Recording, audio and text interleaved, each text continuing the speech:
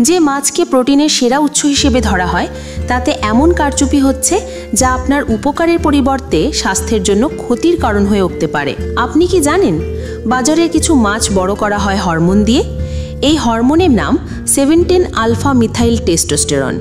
কিন্তু এই মাছ খেলে আমাদের শরীরে কি হচ্ছে চলুন জেনে নিই। মিথাইল টেস্টোস্টেরন একটি কৃত্রিম হরমোন যা সাধারণত পুরুষত্ব বৃদ্ধিকারী হরমোন টেস্টোস্টেরনের মতো কাজ করে। একে বিশেষ করে তেলাপিয়া, নাইলোটিকা ইত্যাদি মাছকে দ্রুত বড় করতে এবং পুরুষ মাছ তৈরির জন্য ব্যবহার করা হয়, কারণ পুরুষ মাছ দ্রুত বাড়ে এবং লাভজনক। এই হরমোন মাছের খাদ্যের সঙ্গে মিশিয়ে দেওয়া হয় 21 থেকে 30 দিন বয়সে। আবার ইনজেকশনের ব্যবহার করা হচ্ছে যাতে অধিকাংশ মাছ পুরুষ হয়ে যায়। এটি মাছের প্রজনন নিয়ন্ত্রণ, দ্রুত ওজন বৃদ্ধি ও খরচ কমাতে সাহায্য করে।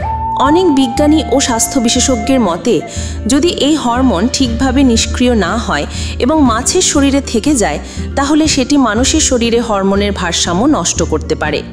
বিশেষ করে শিশুদের মধ্যে অস্বাভাবিক বয়ঃসন্ধিকাল শুরু হতে পারে, মেয়েদের হরমোনের সমস্যা, পুরুষের মধ্যে হরমোন ভারসাম্যহীনতা, লিভার ক্ষতি ও ক্যান্সারের ঝুঁকি যদি দীর্ঘ সময় ধরে গ্রহণ করা হয়।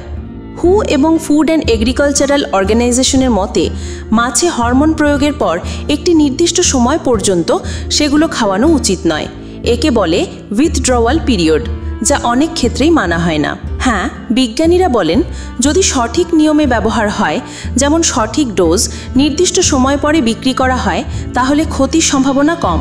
তবে ভারত বা বাংলাদেশের অনেক ক্ষেত্রেই এই নিয়ন্ত্রণ মানা হয় না।